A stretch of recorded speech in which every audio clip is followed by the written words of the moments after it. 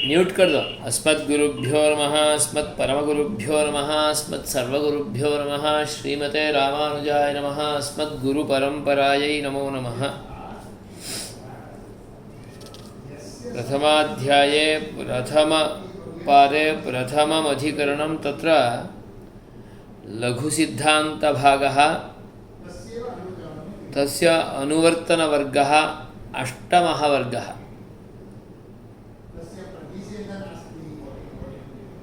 सिद्धांत प्रतिपादन वेलायां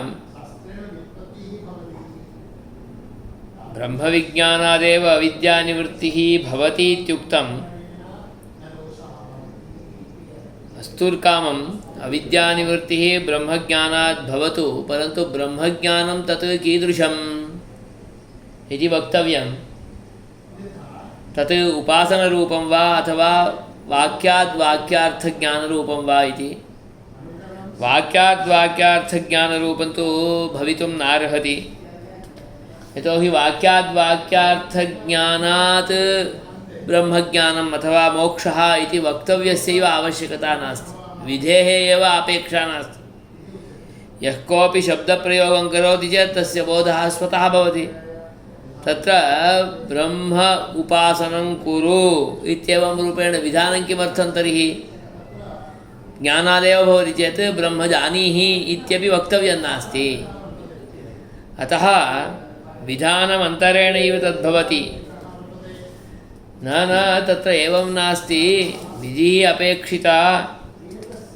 तत्र अविद्यानिवृत्तिः भवति चेदपि भेदवासना इत्याकारिका वर्तते एव, अतः एव तद्वर्तते।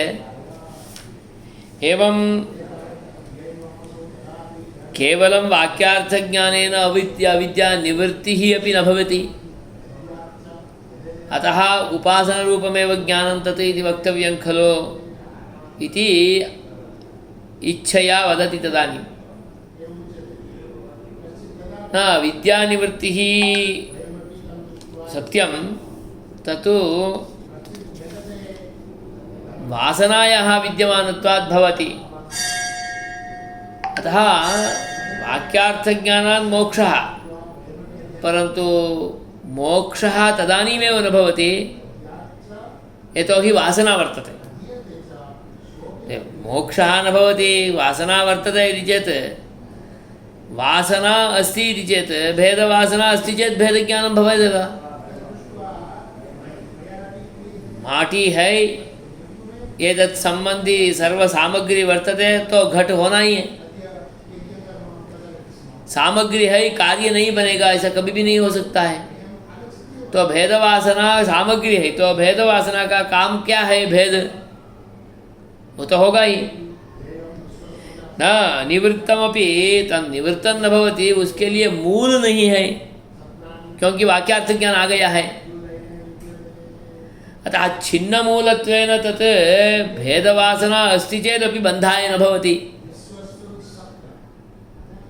जैसा कुछ परिव्राजक है, साधु पुरुष है, वो प्रपंच क्या है जानता है, इसलिए उनको प्रपंच में कोई आकर्षण आया तो भी वो उसमें वशीभूत नहीं होते। तो एवं रूपेण भेदवासना अस्ति चेदपि तत् बन्धाय न भवति इत्येवं रूपेण वक्तुं शक्यते खलु इति चेत्, सामग्री है तो काम होना है, विपरीत वासना है तो विपरीत भेद ज्ञानं तो भवेदेव। न केवलं तत्र वाक्यार्थज्ञाने अनादिवासना या वर्तते तदेव भेदम् अनुवर्तयति इति वक्तुं न शक्यते। किमर्थमिति चेत्, मिथ्याज्ञानरूपत्वेन ज्ञानोत्पत्त्यैव निवृत्तत्वात्। मिथ्यारूपत्वेन यदा ज्ञानमुत्पन्नं तर्हि तन्मूलं मिथ्याज्ञानं निवृत्तमेव भवेत्। यदि निवृत्तमेव न भवति इति उच्यते तर्हि ब्रह्मज्ञानं वाक्यार्थज्ञानं तादृशम् अभेदज्ञानं न जनयति इति वक्तव्यं भवति। किंच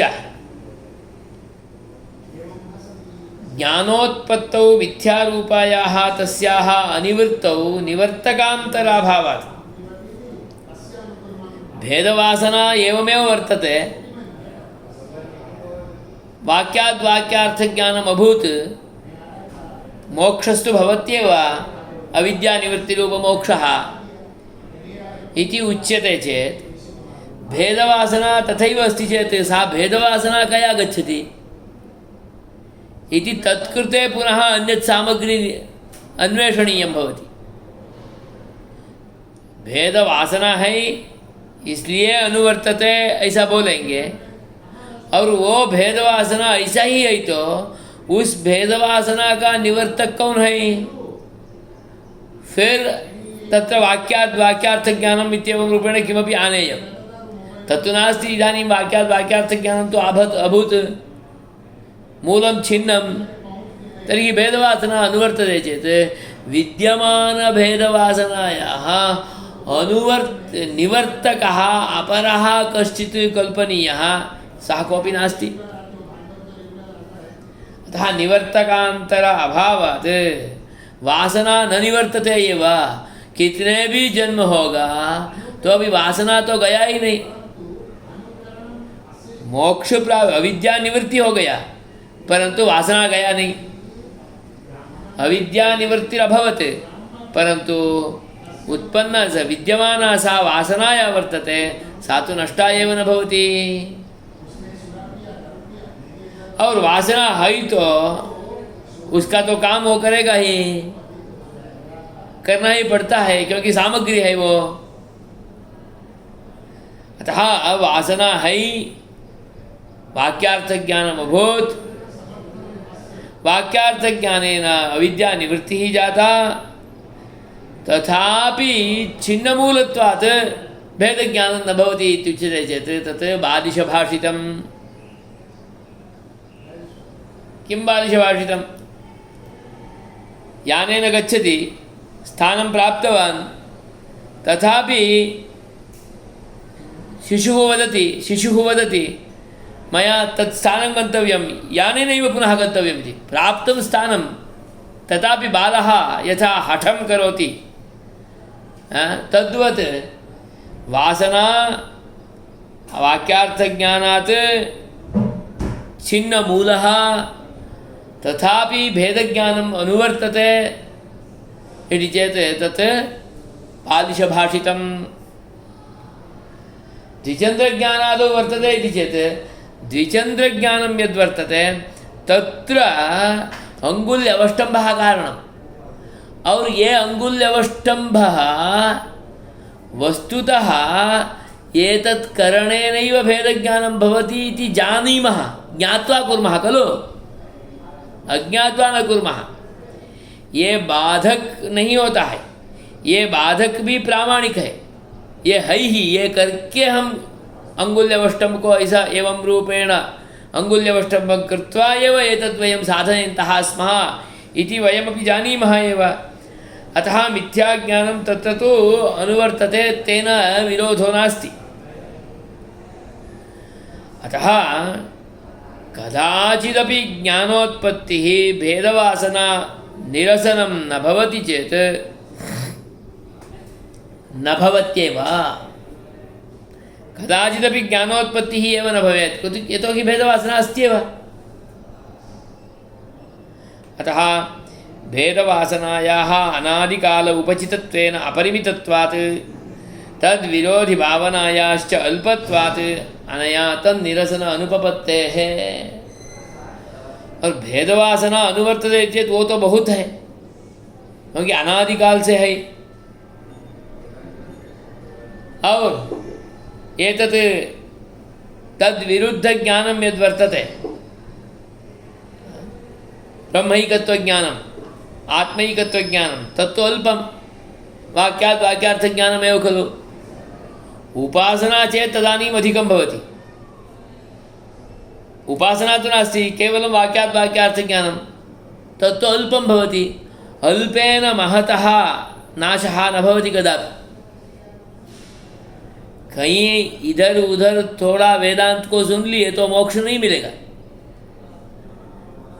पूर्ण रूपेण तद्विषये श्रुत्वा तदाधारेण तद्रीत्या तत्क्रमेणैव अनुचिन्तनम् अनुसन्धानम् आराधनं सर्वं करोति चेत् तत् प्राप्तो भवति, अन्यथा तु न। अतः स्पष्टयति भेदवासना तो कितने जन्म से है। हाँ, अनादिकाल प्रवृत्त भेदवासना तत्तु अपरिमितम। ये तत्तु वाक्यात् वाक्यार्थ ज्ञानम इदमिदानीं ज्ञातम उत्पन्नम तत्तु अत्यंतम अल्पम।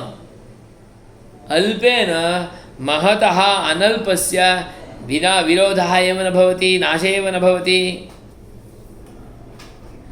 अतः अल्पेन महतः नाशो नास्ति।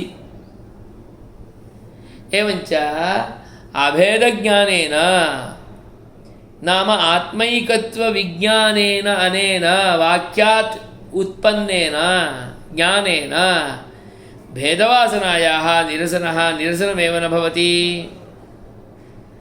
अतः वाक्याद् वाक्यार्थ ज्ञानात् नैव कदापि अविद्यानिवृत्तिः। उपासनरूपादेव ज्ञानात् ध्यानोपासनादिशब्दवाच्यं किमपि अन्यदेव वक्तव्यं वेदान्तवाक्यैः तदेव उपासनमेव विहितम्। अतः वाक्याद् वाक्यार्थज्ञानात् न मोक्षः अपि तु उपासनात् मोक्षः। तदेव वाक्यानि वदन्ति आत्मानमेव लोकमुपासीतः आत्मा वारे द्रष्टव्य श्रोतव्यो मन्तव्यो निदिध्यासितव्यः सर्वोऽपि। निदिध्यासनं कुर्वीत इत्येव खलु वदति। तर्हि ध्यानं कुर्वीत इत्यर्थः। तत्रापि श्रोतव्यो मन्तव्यो इति श्रवणमननयोः अनुवादः एव विधीयते। तत्र निधिध्यासनमेव नाम ध्यानमेव नाम उपासनमेव। अतः उपासनादेव मोक्षः अविद्यानिवृत्तिः। उपासनरूपात् ज्ञानात् इति वक्तव्यं न तु वाक्याद् वाक्यार्थज्ञानात्। तत् कथमुच्यते चेत् पश्यन्तु आवृत्तिः असकृदुपदेशात् इत्येवं रूपेण चतुर्थाध्याये प्रथमाध्यपादे प्रथमं सूत्रं तत्र एते उपासनं यद्विक्तम् अपवर्ग उपायतया विधित्सितं वेदनं ब्रह्मवेद ब्रह्मैव भवति आत्मानमेव उपासीता। सर्वत्रापि यद्वेदनं वर्तते तद्वेदनम् आवृत्तिरूपं वेदनं, तदपि असकृदावृत्तिरूपं वेदनं। सकृदावृत्तिः एकवारम् आवृत्तिः अपि न, असकृत् बहुवारम् आवर्तनं। बहुवारम् आवर्तितमेव ज्ञानम् उपासनरूपं मोक्षाय अपवर्गाय भवति इति श्रुतिरेव वदति। उपदेशात् ज्ञायते उपासनमेव इत्यवगम्यते। कथं विद्युपास्त्योः व्यतिकरेण उपक्रम उपसंहारदर्शनात्। विधि इति वेदनेन आरम्भं करोति। उपास्तिः नाम उपास्ति धातुः उपासनधातुः उपास्तिना उपसंहारः क्रियते। कदाचित् उपास्तिना आरम्भं करोति एवञ्च वेदनेन उपसंहारं करोति। उपक्रमे उपसंहारे च एक एव विषयः अस्ति चेत् तेन तत्र एकमेव प्रोक्तम् इत्यर्थः। तो उपास्तिना आरभ्य उपासने उपसंहारं करोति तर्हि आरम्भे यदुक्तं तदेव खलु उपासने भवितव्यम्। आरंभे वेदनम् अन्ते उपासनम् अथवा आरंभे उपासनम् अन्ते वेदनम् इत्येवं रूपेण न भवति। यदि वेदनमिति शब्दः अस्ति तदानीमपि तद्वेदनम् उपासनमेव, आरम्भेपि उपासनस्यैव उक्तत्वात्। अतः स्पष्टयति विद्युपास्त्योः विद्युद्धातुः एवञ्च उपास्ति धातुः इति अनयोः इक्स्तिपौ धातुनिर्देशे विधिः उपास्तिः। विधिधातुः एवञ्च उपास्ति धातुः इति अनयोः एव उपक्रम उपसंहारयोः व्यतिक्रमेण तत्र उपदेशात्, व्यतिकरेण उपदेशात्, भिन्नरूपेण उपदेशात् तदारब्धं तेन उपसंहारः कृतः। एवञ्च विधिना आरब्धम् उपसंहारः कृतः इत्यर्थः। कथम् उदाहरणमपि दर्शयति एकं। मनोब्रह्मेत्युपासीता इति आरम्भः कृतः।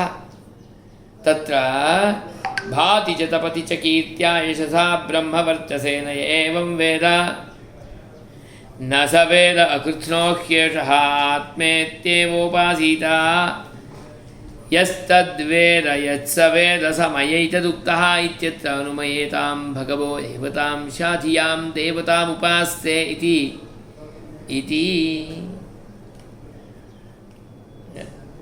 मनोब्रह्मेत्युपासीता इत्यस्ति। उपास्तिना आरम्भः मनः ब्रह्म इति उपासीता। मनसः एव ब्रह्मेत्येवं रूपेण उपासनम्। मनसि ब्रह्मबुद्धिः कर्तव्या इत्यर्थः। यथा प्राणो ब्रह्मेत्युपासीता तथा मनो ब्रह्मेत्युपासीता इति। तदर्थम् अग्रे वदति भाति च तपति च कीर्त्या यशसा ब्रह्मवर्चसेन य एवं वेद। यः मनसि ब्रह्मरूपेण उपासनं करोति, विजानाति, ज्ञात्वा अनुसन्धानं करोति, तत्कृते फलोत्कीर्तनं सः भाति तपति यशसा ब्रह्मवर्चसेन। यः एवं रूपेण वेद सः लोके प्रकृष्टप्रकाशः भवति, प्रकाशितो भवति। यशसा कथं प्रकाशितो भवति? यशसा कीर्त्या ब्रह्मवर्चसेन च प्रकाशितो भवति। ब्रह्मवर्चः नाम तादृशब्रह्मतेजः, तेन एषः प्रकाशितो भवति इति वदति। पश्यन्तु, अत्र मनसः ब्रह्मोपासनप्रकारः उच्यते। अत्र आरम्भः उपास्ते इत्युक्तम्, उपासीता इति। अन्ते य एवं वेद इत्युक्तं, यः एवं रूपेण वेदनं करोति, उपासनं करोति, यः उपास्ते सः एवं रूपेण फलं प्राप्नोति। अतः उपास्तिना आरभ्य वेदनेन उपसंहारः कृतः। न तावदेव न स वेद अकृत्स्नो ह्येदः इति वदति। तत्रैव बृहदारण्यके आत्मेत्योव उपासीता इति वदति। एकस्मिन्नेव बृहदारण्यके न स वेद अकृत्स्नो ह्येषः। यः एतत् न जानाति, न वेत्ति, न उपासनं करोति, सः अकृत्स्नः, अपूर्णः। तर्हि किं कर्तव्यम्? आत्मेत्येव वेद इति नोक्तम्, आत्मेत्येव उपासीता इत्युक्तं। वेदनेन आरभ्य उपास्तिना उपसंहारः। एकत्र उपास्तिना आरभ्य वेदनेन उपसंहारः, अत्र तु वेदनेन आरभ्य उपास्तिना उपसंहारः। यस्तद्वेद यत्स वेद समयैतदुक्तः इत्यत्र हनुम एतां भगवो देवतां शाधियां देवतामुपास्ते। पश्यन्तु, छान्दोग्ये एव यः तद्वेद यत् सः वेद इति वेदनेन आरम्भः, सः मया एतदुक्तः इत्युक्त्वा अन्ते अनुम एतां देवतां शाधि यां देवताम् उपास्ये इति उपासनेन उपसंहारं करोति। तो बहुत्र उपक्रम उपसंहार दर्शनेन वेदन उपासनयोः नहि तत्र भेदः वर्तते।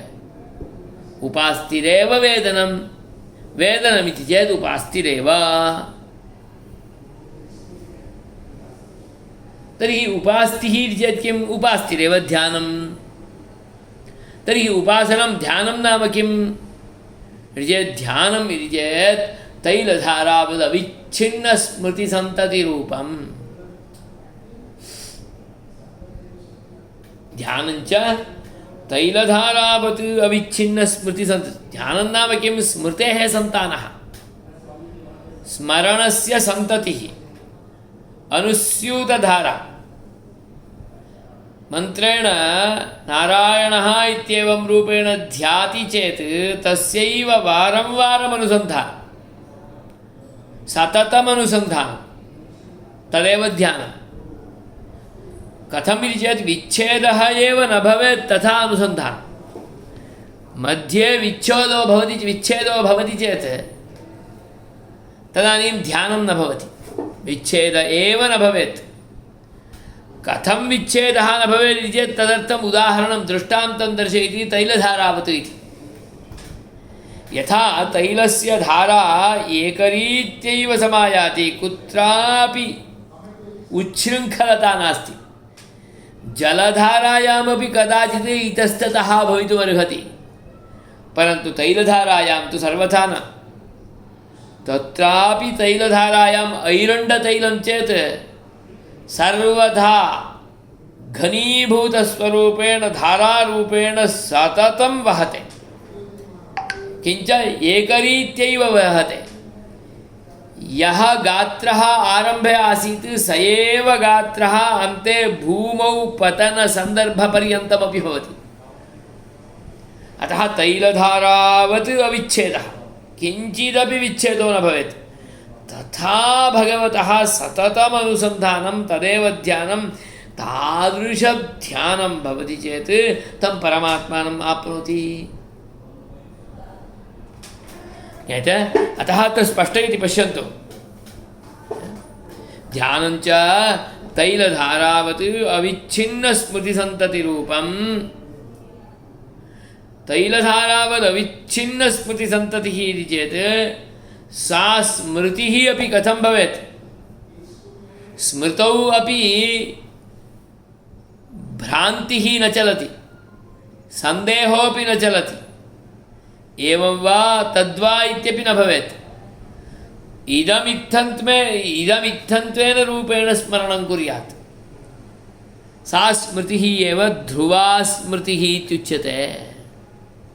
अतः स्मृतेः सन्तानमिति चेत् सामान्यस्मृतेः सन्तानं नास्ति, ध्रुवा स्मृतिसन्तानम् इत्यर्थः। निश्चितं स्पष्टं योग्यं स्मरणं तत् तैलधारावत् भवेत्। अतः स्मृतिलम्भे सर्वग्रन्थीनां विप्रमोक्षः इति ध्रुवायाः स्मृतेः अपवर्ग उपायत्वश्रवणात्। स्मृतिलम्भे सर्वग्रन्थि, स्मृतिः किं करोति चेत् सन्ततस्मृतिः, स्मृतिरागच्छति चेदलं ग्रन्थिविमोकः भवति।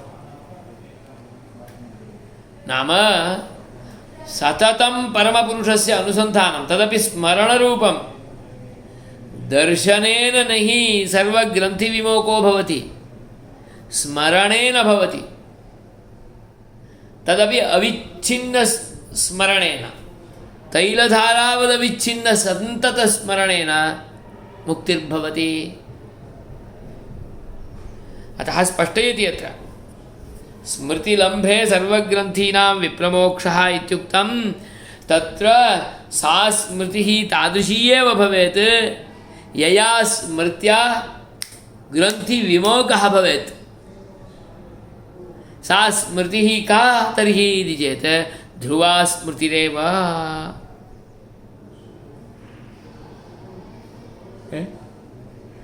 भिद्यते हृदयग्रन्थिः क्षीयन्ते सर्वकल्मषाः क्षीयन्ते च अस्य पापानि तस्मिन् दृष्टे कर्माणि अस्मिन् तस्मिन् दृष्टे परावरे निखिलान्यपि प्रारब्धकर्माणि सञ्चितकर्माणि सर्वाण्यपि प्रनष्टानि भवन्ति। तत्तादृशं खलु वक्तव्यमत्र। अतः स्पष्टयति अत्र स्मृतिः स्मृतिसन्ततिः तदेव ध्यानम्। अतः तादृशध्यानेन उपासनेन बन्धविमोखः। एवञ्चेत् वाक्यात् वाक्यार्थज्ञानेन न। पूर्वपक्षिभिः वाक्याद् वाक्यार्थज्ञानेनैव मोक्षः इत्यवोचन्, नाम अविद्यानिवृत्तिः इत्यवोचन्।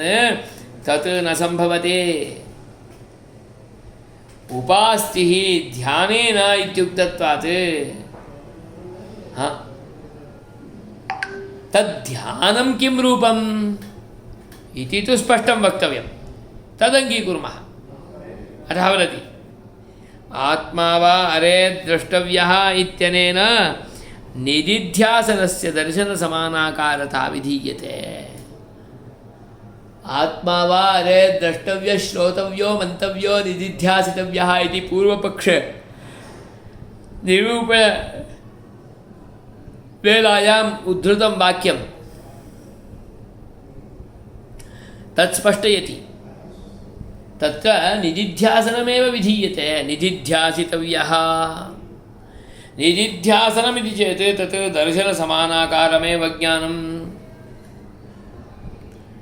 स्पष्टस्मृतिः स्पष्टस्मृतिः चेत् सः कदाचित् सन्दिह्य वक्ति वा न।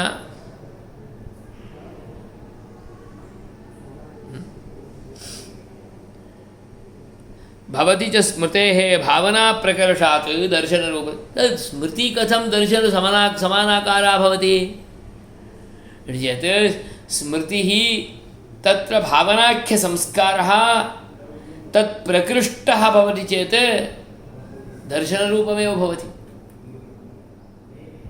कुछ तो बोलते हैं ना, मैं तो उस विषय को इतना स्पष्ट याद कर सकता हूँ जितना हम उसका व्याख्यान अच्छी तरह से कर पाएंगे। कुरेश जी रामानुजाचार्य को बोधायन ग्रंथ का वृत्ति में जो कहा था उस विषय को मैं अच्छी तरह से याद करके आपको आपके लिए जब समय आता है तब मैं बोलूँगा। नाम एतावत् स्पष्ट प्रतिपत्या स्मरणमिति चेत् इदमित्थन्त्वेन रूपेण ज्ञानम्। इदमित्थन्त्वेन रूपेण ज्ञानमिति चेत् कोऽर्थः, मैं देख ही रहा हूँ यहाँ तक। मैं तो आपको अच्छी तरह से देखने से जितना संतोष होता है उतना अच्छी तरह से मैं आपको बता सकता हूँ, क्योंकि मैं उस विषय को इतने अच्छी तरह से याद कर पाऊंगा।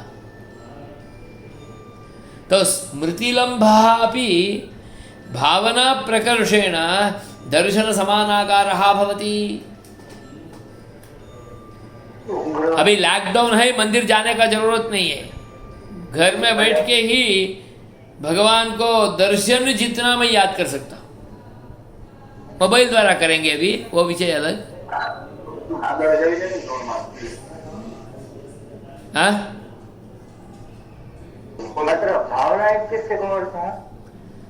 भावना संस्कारः, भावना प्रकर्षः, वेगो भावना स्थितिस्थापकश्चेति नैयायिकाः वदन्ति खलु।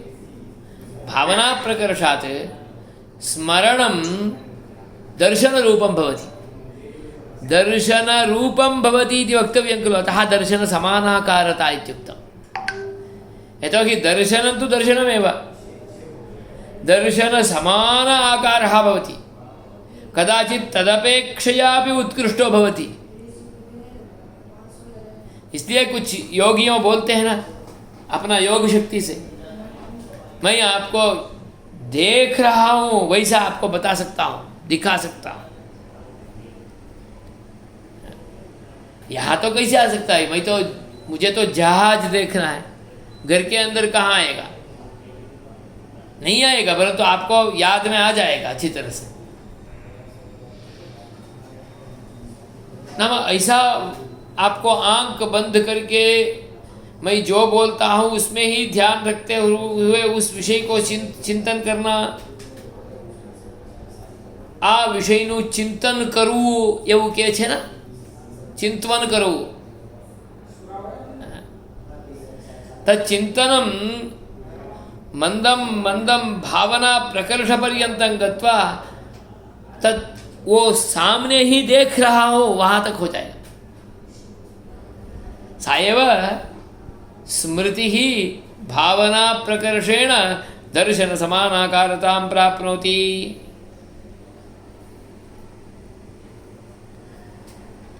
ध्यानं कथं स्मृतिसन्ततिरूपं दर्शनसमानाकारं भवति इति उच्यते इति कदाचित् प्रश्नः भवेत्।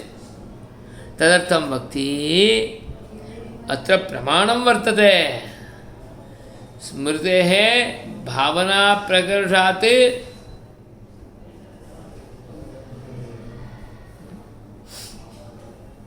दर्शनरूपता। तत् कथं भवति इति चेत् तद्विषये वाक्यकारेण प्रमाणमपि दर्शितं। वेदनमुपासनं स्यात् तद्विषये श्रवणात्। वेदनं किमिति चेत् उपासनमेव स्यात्। कथमुच्यते? तद्विषये श्रवणात्। वेदः ब्रह्म, वेदः ज्ञानं,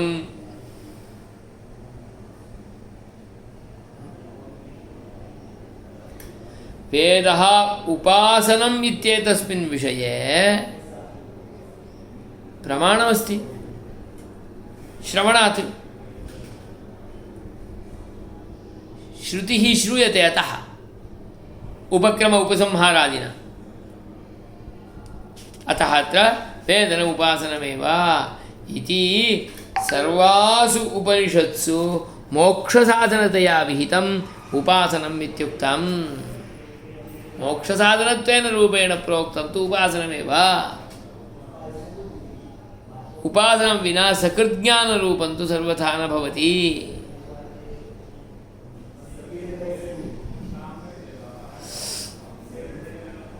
सकृत् प्रत्ययं कुर्यात् शब्दार्थस्य कृतत्वात् प्रयाजादिवत् इति पूर्वपक्षम् आक्षिप्य सिद्धन्तु उपासनशब्दात् इति वेदनम् असकृदावृत्तं मोक्षसाधनम् इति निर्णयात्। सकृदेव जानीयात्। क्यों? शब्दः सकृत् विज्ञापयति, ज्ञापयति, बोधयति, अनन्तरं शब्दस्य आवश्यकता नास्ति।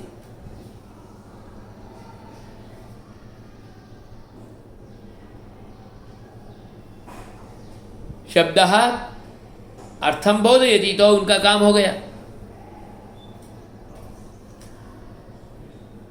अतः शब्दार्थस्य कृतत्वात् सकृत्प्रत्ययमेव भवति। सकृत्प्रत्ययेन तद् भवितुमर्हति। नाम अहं ब्रह्मास्मि, अयमात्मा ब्रह्म इत्यादि वाक्यानाम् एकवारं श्रवणं भवति चेदलं तद्बोधः अभूदेव। तेनैव मोक्षः। कथम् इति चेत् प्रयाजादिवत्। प्रयाजं कुर्वीत इति वदति, अनुयाजं कुर्वीत इति वदति अग्निहोत्रप्रकरणे। तदानीं प्रयाजं कुर्वीत इति शब्दः वदति, तत् प्रयाजयज्ञं करोति चेत् पूर्णं। शब्दः प्रत्ययं जनयति अनन्तरं नष्टं भवति, ज्ञानं जनयति अनन्तरं नष्टं भवति। अतः सकृत् यद् इति चेत् सिद्धे तु उपासनशब्दात्, स तु पूर्वपक्षः। सिद्धान्तदृष्ट्या तु सः ब्रह्म।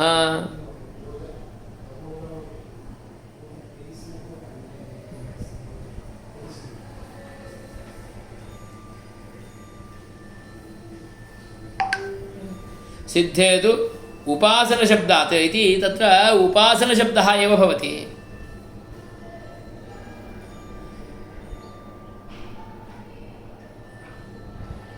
शब्दार्थः कृतः यद्यपि सकृत्प्रत्ययेन भवति इति आभाति, परन्तु तेन न, यतोहि तत्रैव उपासनशब्दात् तत् सकृत्कृतं कार्यशास्त्रार्थं न भवति, अपि तु असकृत्कृतमेव शास्त्रार्थं भवति।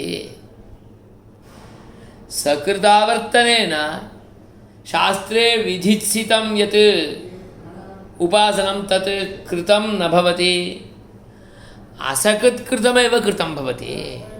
यतोहि उपासनशब्दस्य अस्ति सत्वात्, यतोहि उपासनशब्दः वर्तते। सिद्धन्तु उपासनशब्दात् तत् ध्यानमेव असकृतावृत्तमेव इति उपासनशब्दात् सिद्धं भवति। अतः वेदनम् असकृतावृत्तमेव मोक्षसाधनं, न तु सकृतावृत्तं मोक्षसाधनम्। अतः ज्ञानेन, शब्दार्थज्ञानेन, पदपदार्थज्ञानेन तेन केवलेन मोक्षः न भवति। तर्हि तदुपासनं किम् इति चेत् तदुपासनं ध्रुवा स्मृतिः। उपासनं स्यात् ध्रुवा स्मृतिः दर्शनान्निर्वचनाच्च।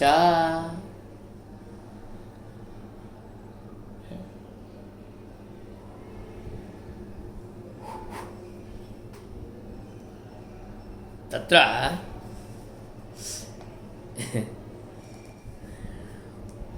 ध्यानम् उपासनम् इत्यायाति चेत् तदुपासनं ध्रुवा स्मृतिरूपमेव। यतोहि ध्यानं नाम स्मृतिसन्ततिः, स्मरणमेव। केवलं स्मरणमित्याकारकं तु विस्मृतमपि भवितुमर्हति। अतः ध्रुवा स्मृतिः निश्चितं स्पष्टं एतदेव इत्येवं रूपेण विद्यमानं ज्ञानमेव तत्।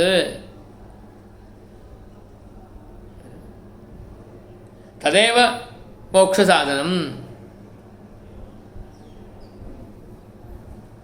अतः ध्रुवा स्मृतिर्विना केवलेन स्मरणेनापि न भवति।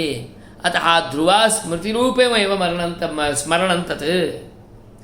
तस्यैव वेदनस्य उपासनस्य तद्ध्रुवा स्मृतिरूपं स्मरणं यद्वर्तते तदेव उपासनं भवति।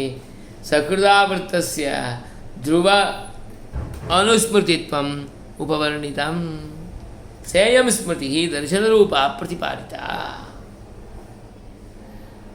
तस्यैव वेदनस्य उपासनारूपस्य, वेदनमेव तत् उपासनारूपं। तदुपासना कीदृशी इति चेत् असकृदावृत्तरूपम् उपासनं, सकृदावृत्तिरूपम् उपासनं न। असकृदावृत्तिरूपम् उपासनं भवति चेत् तत् ध्रुवा स्मृतिपर्यन्तं गच्छति, निश्चितज्ञानपर्यन्तं भवति। एवं रूपेण उपवर्णितं सेयं स्मृतिः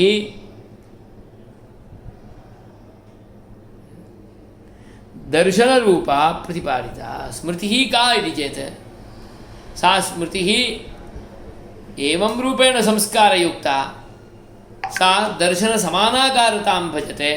अतः दर्शनरूपा इत्येवं रूपेण प्रतिपादिता स्मृतिः। तादृशदर्शनरूपस्मृत्या एव स्मृतिसन्तत्या एव मोक्षः। एवं प्रत्यक्षतापन्नाम् अपवर्गसाधनभूतां स्मृतिं विशिनष्टि। सा स्मृतिः प्रत्यक्षरूपा कदा भवति, कथमुच्यते इति चेत् प्रत्यक्षरूपा तदानीमेव भवति यदा सः परमपुरुषः स्वतः स्वयं स्वां प्रकाशयति। स्वां प्रकाशयति चेत् एषः द्रष्टुं शक्तः। स्वकीयेन सामर्थ्येन न, बलेन न बहुना धनेन, पुष्कलेन धनेनापि न। अतः कीर्त्या यशसा ब्रह्मवर्चसेन य एवं वेद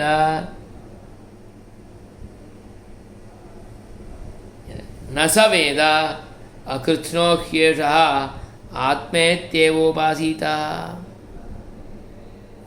नहीं, क्षम्यता, यमेव क्षम्यता, पंक्ति पीछे चली गई।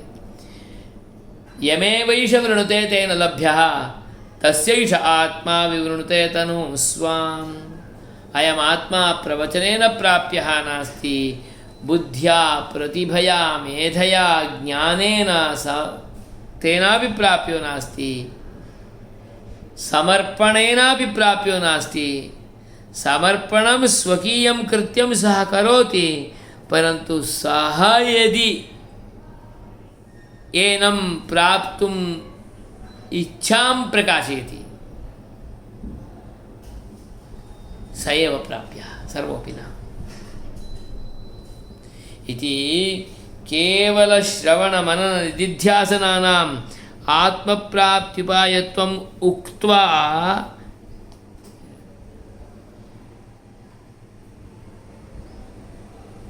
पूर्वं श्रवणं मननं निदिध्यासनम् उक्तं खलु। आत्मा वा अरे द्रष्टव्यः, श्रोतव्यो मन्तव्यो निदिध्यासितव्यः इति। श्रवणमनननिदिध्यासनम् अपेक्षितमित्युक्तं। तर्हि श्रवणमनननिदिध्यासनमस्ति चेत् मोक्षो भवति वा इति चेत् न। तर्हि किम्? एषः स्वकीयं कृत्यं श्रवणमनननिदिध्यासनादिकं करोति, परन्तु यमेवैष वृणुते तेन लभ्यः। स्वां तनुम् अपि तत्कृते सः विस्तारयति। विवृणुते स्वां तनुम्।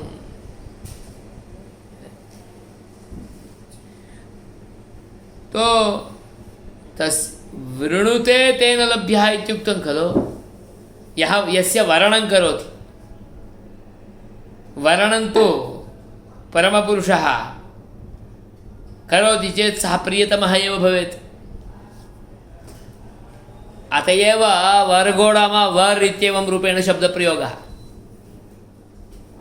वरः इति चेत् सः वृणुते, कथं प्रियतमत्वेन रूपेण भवति। अतः परमपुरुषस्य कृते एषः प्रियतमः भवेत्, तदानीमेव सः स्वं रूपं तस्मै प्रकाशयति। एषः भावना प्रकर्षेण पूर्णरूपेण स्मृतिसन्तत्या परमपुरुषस्य अनुसन्धानं कुर्यात्। सततम् अनुसन्धानं, सर्वत्रापि अनुसन्धानं, सर्वस्मिन्नपि अनुसन्धानं एषः कुर्यात्। परन्तु सः परमात्मा परमपुरुषः यदि एनं वृणुते, वरणं करोति, प्रियतमत्वेन रूपेण स्वीकरोति। यतोहि वरणं प्रियतमस्यैव सम्भवति, अप्रियस्य न। अतः स्पष्टयन्ति इत्यत्र वरणीयो भवति यस्य अयं निरध्यप्रियः स एव अस्य आत्मा। यथायं प्रियतमः आत्मानं प्राप्नोति तथायमेव तथा भगवान् स्वयमेव प्रयतते इति भगवतैवोक्तम्। तेषां सततयुक्तानां भजतां प्रीतिपूर्वकं ददामि बुद्धियोगं तं येन मामुपयान्ति ते। ये वरणीयाः प्रियतमाः तेषां कृते स्वकीय दर्शनस्य सुखं स्वयमेव यच्छति। म्यूट कीजिए, म्यूट। स्वयमेव यच्छति। अतः स्पष्टयति। अयं हि प्रियतमः आत्मानं प्राप्नोति, स भगवान् स्वयमेव प्रयतते। वरणीयः अभूत् चेत् तत्कृते मम प्राप्तिः यथा भवेत् तत्तादृशी प्रक्रियायुक्ता बुद्धिः मयैव दीयते।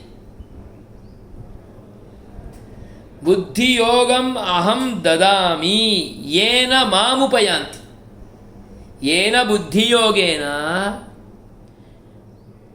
माम् उपयान्ति तद्बुद्धियोगम् अहमेव एतेभ्यः ददामि। केषां कृते ददामि? ये मयि सततयुक्ताः तेषां कृते ददामि। सततयोगः केवलं कार्यान्तरव्यापृत्या न भवेत्, प्रीत्या भवेत्। प्रीतिपूर्वकं भजतां सततयुक्तानां कृते प्रीत्या प्रेम विशेषेण भजनपूर्वकं मां ये युक्ताः योगेन सततं युक्ताः तादृशानां कृते अहं मत्प्राप्तियोग्यत्वेन रूपेण यः बुद्धियोगः भवेत् तद्ददामि।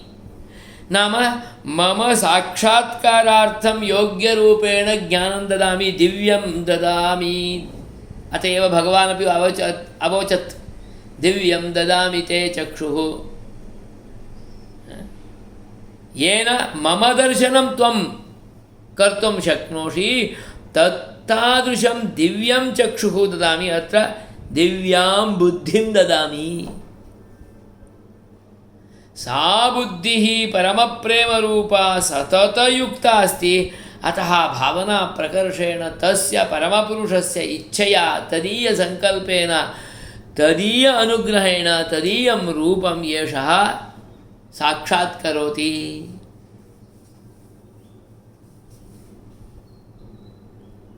तदपि उक्तं प्रियो हि ज्ञानिनोत्यर्थम् अहं स च मम प्रियः। ज्ञानी यो वर्तते तत्कृते अहं प्रियः। अतः सः सदा सर्वदा ममैव अनुध्यानं करोति। गच्छति, पिबति, स्वपिति, तिष्ठति, उत्तिष्ठति, सर्वत्रापि ममैव। सः ज्ञानी ममैव अनुसन्धानं करोति प्रीत्या, प्रीतेः सत्वात्। अतः मत्कृते अपि सः प्रियो भवति, तस्यापि सततम् अनुसन्धानम् अहं करोमि। जो मेरा ख्याल रखता है मैं उसका ख्याल रखता हूँ। जो मेरा ख्याल जितना रखता है मैं उसका ख्याल उतना ही रखता हूँ। जो मेरा ख्याल सतत सर्वदा प्रेम से रखता है उनका ख्याल सर्वदा सततम अहम रक्षिष्यामि। अतः ये सततयुक्ताः तेषां कृते मद्दर्शनयोग्यतारूपेण अपेक्षितं बुद्धियोगम् अहं ददामि। तादृशबुद्धियोगेन संततस्मृत्या प्रेमपूर्वक नित्य अनुसन्धानरूप सतत अनुसन्धानरूप संततस्मृत्या मम दर्शनसमानाकारं ज्ञानं प्राप्नुवन्ति। अतः साक्षात्काररूपा स्मृतिः इति चेत् सा दर्शनसमानाकारा एव स्मृतिः भवेत्, भावनाप्रकर्षयुक्ता स्मृतिः एव भवेत्। बोलते हैं ना, मैं तो आपको इतना याद किया हो कि आप मेरे साथ ही थे, वैसा एतावद् अनुसन्धानं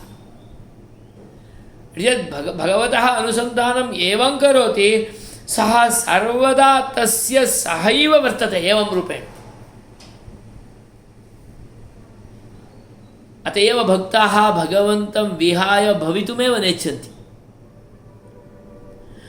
केवलम् एकस्वरूपेण न, भिन्नभिन्नस्वरूपेणापि भगवान् तस्य परितः भवेत्। परव्यूह विभव अन्तर्यामि अर्चावतारादिरूपेण परमपुरुषस्य। अतः भगवतः सान्निध्यं यत्र अस्ति तत्रैव ते गच्छन्ति। यतोहि भगवती एव प्रीतियुक्ताः, भगवती एव सततयुक्ताः।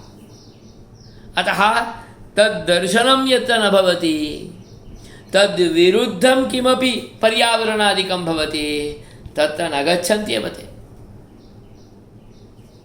यतोहि प्रीतिः तत्र अन्यत्र नास्ति।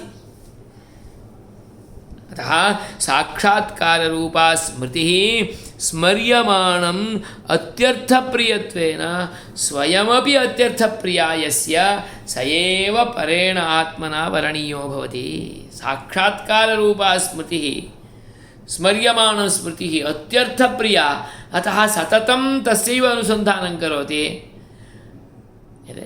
स्वयमपि अत्यर्थप्रियः भवति, तत्कृते भक्तः अपि अत्यर्थप्रियो भवति। अतः परेण आत्मना परमपुरुषेण अयं भक्तः एव वरणीयो भवति। अतः यमेवैष वृणुते तेन लभ्यः इत्युक्तं, तेनैव लभ्यते परः आत्मा इत्युक्तम्। एवं रूपा ध्रुवा स्मृतिः इति चेत् सा दर्शनसमानाकारा एव। सा स्मृतिः एव भक्तिशब्देन उच्यते।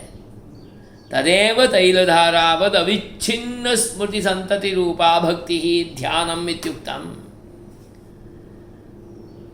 अत एव केवलं ध्यानं न, भजनरूपं ध्यानं। भजनम् इत्यादि चेत भजन तो ऐसा वैसा नहीं कर सकते हैं, प्रेम नहीं है तो। प्रेम वगरनो भक्ति केवल ताली पाड़वामां होय। प्रेम सहित भक्ति होगा तो करताडनेन सह पूर्णरूपेण परमपुरुषस्य अनुसन्धानं प्रेम्णा करोति।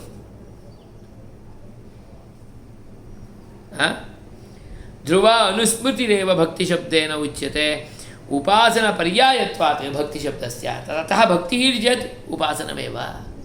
ध्यानं भक्तिः उपासनं वेदनं तदेव उच्यते। तत्तादृशभक्त्या एव सः साध्यः। अतएव श्रुतिस्मृतिभिः एवमभिधीयते। किमिति? तमेव विदित्वा अतिमृत्युमेति मृत्युम् अत्येति तं विदित्वा इति चेत् तादृशं वेदनम् इति चेत् भक्तिरूपापन्नं सततस्मरणमस्ति चेत् मृत्युतरणं भवति। प्रेम्णा वर्तते चेत्, अन्यथा तु न। तमेव विद्वान् अमृत इह भवति। एवं रूपेण सततं परमपुरुषस्य अनुसन्धानं करोति चेत् अत्रैव मोक्षः। इति चेत् कोऽर्थः? अत्रैव मोक्षः प्राप्तः इव। इति चेत् मोक्षः निश्चितः एव इत्यर्थः।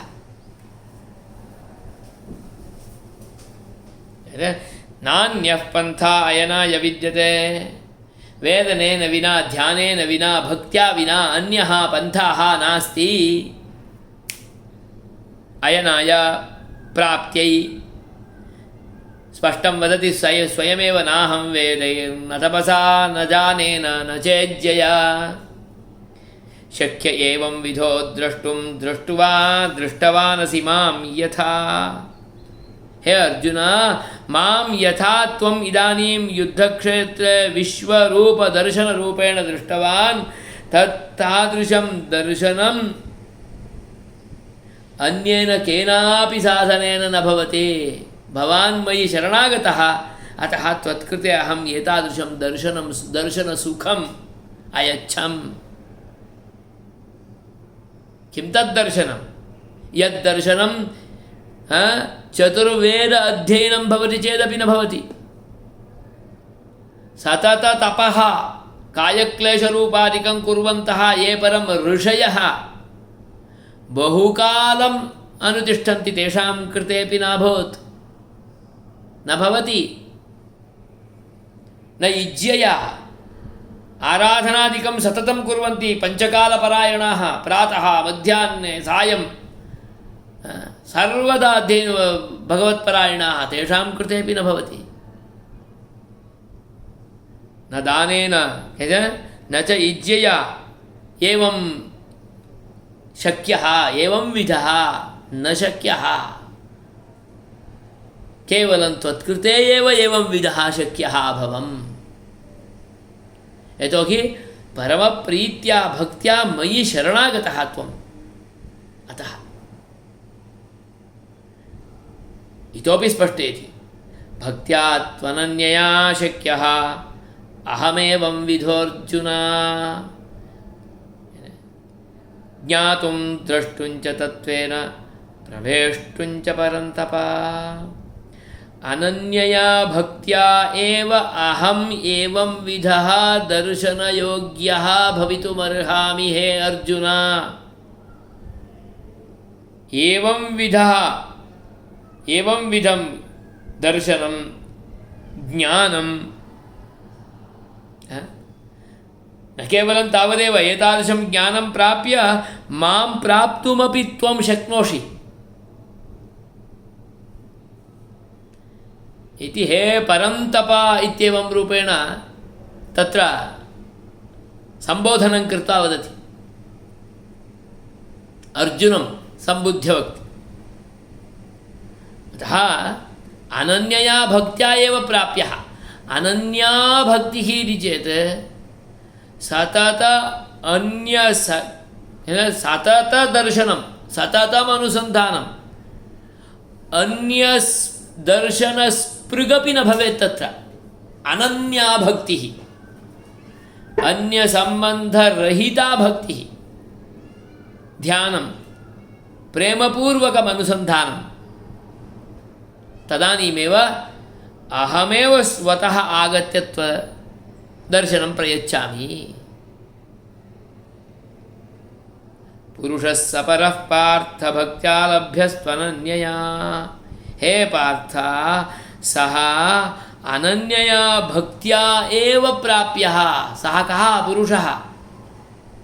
जगतीतले असाधारणपुरुषशब्देन वाच्यः सः परमात्मा एव। अन्येषु पुरुषशब्दः गौणः एव। सः पुरुषः पूर्णपुरुषोत्तमः परमात्मा अनन्यया भक्त्या एव लभ्यः, अन्येन न इति स्पष्टरूपेण श्रुतिस्मृत्यादिष्वपि बहुत्र उपपादितत्वात् तादृशी भक्तिरेव ध्यानशब्देन उच्यते। तद्ध्यानमेव उपासनमुच्यते। तदुपासनमेव अत्र वेदनशब्दादिना उच्यते। तदेव उपास्तिः, तदेव ध्यानं, तदेव वेदनम्। अतः तादृशं वेदनम् इति चेत् उपासनमेव, तेनैव सः प्राप्यः। अतः मोक्षः इत्येवं रूपेण उच्यमानः अविद्यानिवृत्तिः अपि उपासनेनैव भवितुमर्हति, न तु वाक्यार्थज्ञानेन। अतः भवन्तः यदविद्यानिवृत्तिः ज्ञानेन भवति इति वदन्ति तदङ्गीकुर्मः, परन्तु तज्ज्ञानं भक्तिरूपं ज्ञानम् इति वक्तव्यं, न तु वाक्याद्वाक्यार्थज्ञानम् इत्यर्थः। वाक्यार्थज्ञानेन मोक्षः न भवति, अपि तु भक्तिरूपापन्नेनैव ज्ञानेन इत्यर्थः। एवं रूपायाः ध्रुवानुस्मृतेः साधनानि यज्ञादीनि कर्माणि इति यज्ञादिश्रुतेः अश्ववत् इत्यभिधास्यते यद्यपि विविदिशन्ति इति इत्यभिधास्यते यद्यपि विविदिशन्ति इति यज्ञादयः विविदिषोत्पत्तौ नियुज्यन्ते विनियुज्यन्ते तथापि तस्यैव वेधनस्य ध्यानरूपस्य अहरहरनुष्ठीयमानस्य अभ्यासाधेयातिशयस्य आप्रयाणादनुवर्तमानस्य ब्रह्मप्राप्तिसाधनत्वात् तदुत्पत्तये सर्वाण्याश्रमकर्माणि यावज्जीवम् अनुष्ठेयानि वक्ष्यति च आप्रयाणात् तत्रापि हि दृष्टम्। अग्रे आलोकयामः। एवं रूपा ध्रुवानुस्मृतिः कथं भवति? सतत अनुसन्धानं। वयं तु क्षणपञ्चकमपि अनुसन्धातुं न शक्नुमः। अस्माकं तु मनः अपि चञ्चलम्। काल आभ्यन्तरे वर्गमपि पूर्णरूपेण स्वीकर्तुं न शक्नुमः। कदा पूर्णो भवति इत्येव निरीक्षां कुर्मः। यद्यपि इच्छया एव वर्गे प्रवेशः, यद्यपि अपेक्षितक्रमेणैव प्रवेशः, तथापि तत्रैव पूर्णरूपेण एकघण्टात्मककाले एव स्थिरं न भवति। तदपि अध्ययने तर्हि ध्यानम् एकस्य तस्य विषयस्य परमपुरुषस्य परात्मतत्त्वस्य अनुध्यानं सततं प्रीत्या कथं भवितुमर्हति तत्? तादृशमनुसन्धानं भवति चेदेव खलु सः प्राप्यो भवति। सः स्वां स्वयम् अस्मत्कृते प्रकाशयति। तत् कथं भवति इति चेत् तादृशी भक्तिः अस्ति चेदेव सः प्राप्यः।